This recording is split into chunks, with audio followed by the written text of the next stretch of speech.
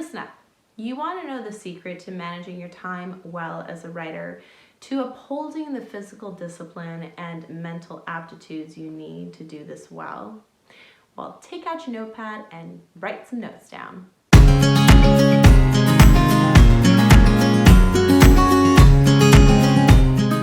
Hello everyone and welcome to Pen to Paper. I'm Leah Lindeman, author of the Canadian Reminiscence series.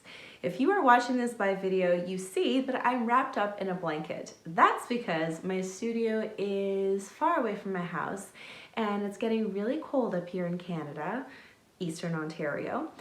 And I did not preheat this room before I came into it. So I found a blanket and that's why I'm wrapped up in here. And if you're listening to this on my podcast, well, you don't see anything. Just some weird, unnecessary information, I guess. I'm excited to share today's lesson. This was actually a personal request from someone who asked the question, how do you handle it, everything that you do, and still make time to write? And if you've listened to my YouTube channel long enough, you will know that I trumpet the idea of consistently having writing time every day, a key ingredient to getting the work done, to having success as a writer. And I wanted to dive deeper into today's lesson because of that request. And it is something that is dear to my heart and that I really do take seriously. And even though it may sound like I have it all together, I don't. I go through periods when it's difficult to even do what I'm telling you to do. But there are many, many times when I do hold to these fast and true, and it has gotten me through to where I am today. So I'm excited to share this with you, and I hope that this serves you, whether you're listening, whether you're watching. And if this does serve you, please share with maybe perhaps a writer who is struggling in this arena. And I'm specifically speaking to writers who are probably not full-time writers. Maybe you're a full-time mom and you're a stay-at-home mom, or you have full-time work during the week. Most of your life is busy in many other ways. And that can definitely be my story. It is my story. So I'm going to share a little bit of how my day works so you can understand that I am coming from this place that I understand. I really do understand the struggle between managing it all and getting in time for my craft. And this could be if you're a writer or any artist or any hobbyist who wants to make time for that but finds it difficult. So I have 6 kids. I'm a full-time homeschool mom, homeschooling 2 grades at the moment. So I wake up very early in the morning, I work out, I do my journaling, read my Bible, get the kids their breakfast, and then we start school. And we usually finish between 1 and 2. And then after that, it's time for me to just play and spend time with my kids. Or there's a lot of housework to do all the time. Obviously with 6 kids, lots of messes happen. And then I have to get supper ready, and then so as you can see, all of my day is given to my kids, to my family, because they are my first priority. And yet, writing is my love. If I don't write, there's something missing. And sharing my work with the world is incredibly important to me, whether 100,000 people read it or only 10 people read it, and it changes their lives in some way, shape, or form.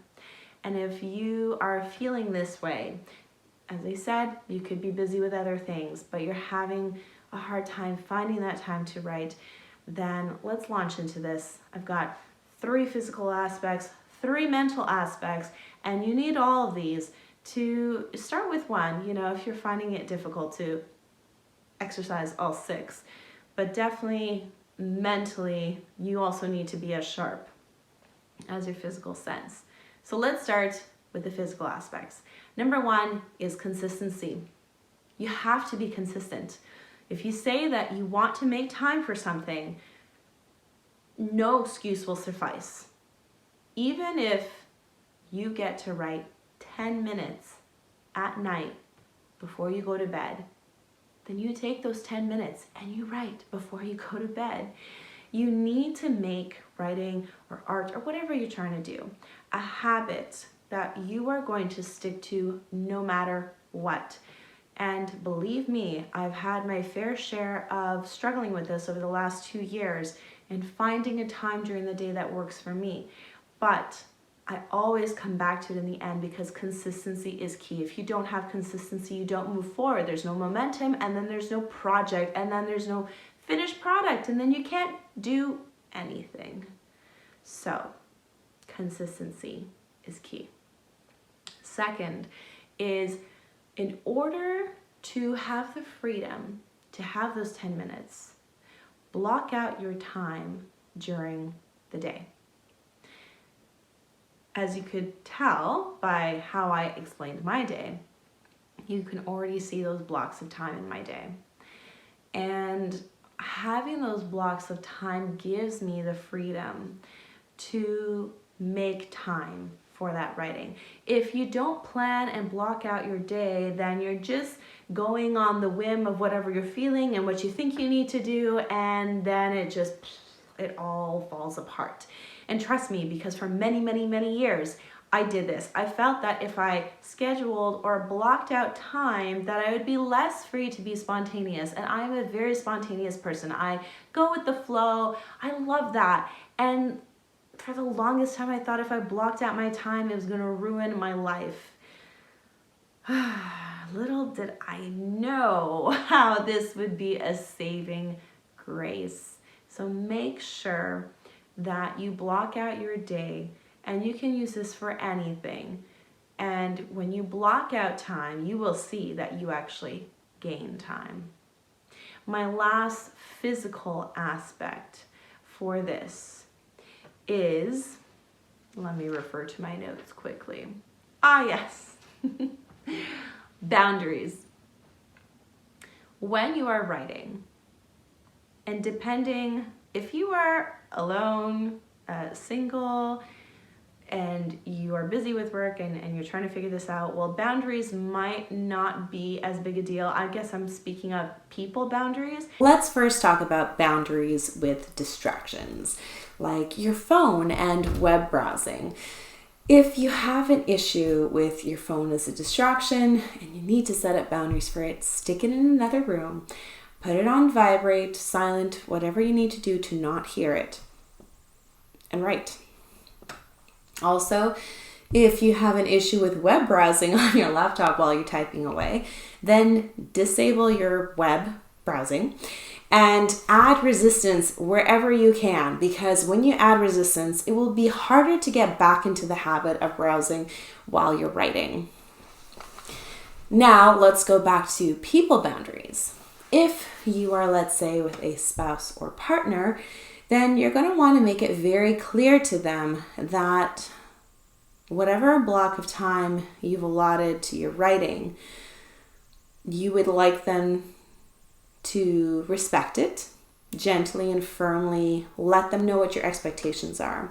So if you ask for no interruptions whatsoever, then let them know. If you don't mind if they ask you if you want a glass of water or if you need anything, then let them know. But you can't expect them to read your mind and kind of make it work. You have to be able to communicate your expectations to them. And then you can work together to get into a good sprint of writing. Now, if you're with kids and you're writing during the day with them around, which I used to do, then you're going to want to let them know ahead of time that whatever time you've allotted to writing, mommy is not to be disturbed unless it's an emergency or something dire. And if they do come to you with wanting to share something or questions, just gently let them know that this is your time for you, and you'll give them your full attention when the time is up. And you can even share with them if you're on a timer or what the clock needs to look like, what time the hands need to be at when you're done, anything to kind of get them on board with you so that they respect your time, and then that way you're able to have a good experience with them after. So these are all different ideas to put your boundaries in place. Now let's get on to the mental aptitudes of putting these physical disciplines into place. Number 1 is grace. Now this is something that I probably work on the most, in terms of when I do fall off the consistency wagon, that I don't beat myself up about it.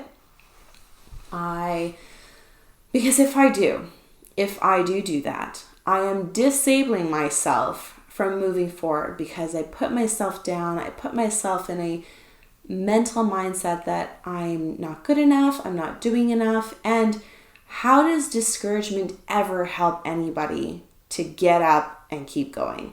It just doesn't. You are your best encourager or your worst discourager. So you want to be your best encourager. So if you do fall off, you say, get back up, find a way to put some steps into place for the next day that's going to enable you to consistently meet your block of time for writing. Be gracious to yourself.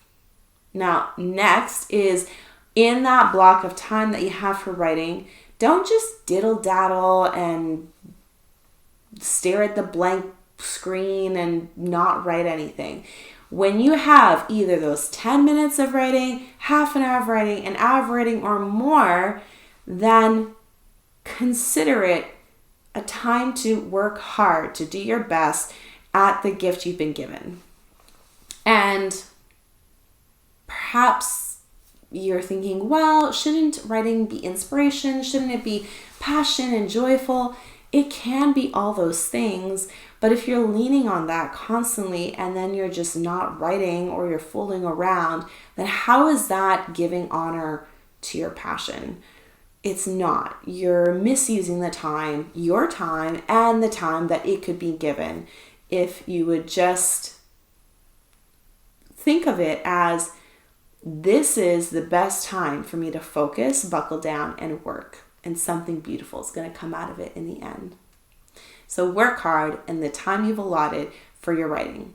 And last but not least, don't feel guilty that when you do come to your block of time for writing, if in another block of time you did not fulfill everything you wanted to get done on that to-do list, that you let it go. You go from that block, shift, transition to the block of writing, and move forward with a clear conscience. Don't let a little pile of dirty dishes impede you from writing. Don't let, whatever else it could be. Washing the car, cutting the grass. I'm thinking more household chores, but if there's anything else you can think of that would impede you being able to write without guilt, then insert that in there. But make sure that when you come to your block of writing, that your mind is clear and ready to go. I hope that this has been incredibly helpful to you. Both the physical and the mental sides to this conundrum of making time as a writer have always helped me and impacted me in my own life. If you are watching this on YouTube, go ahead and like this video and subscribe if you haven't already. And you can write down in the comments below, what is the one thing you struggle with the most and how have you been able to overcome it? And if you haven't, then hopefully this is helpful to you. And if you're listening to this on the podcast, then please go ahead and review this on Apple Podcasts, Amazon, Spotify. I would truly appreciate your feedback to better serve you in the future. So I wish all of you a wonderful week.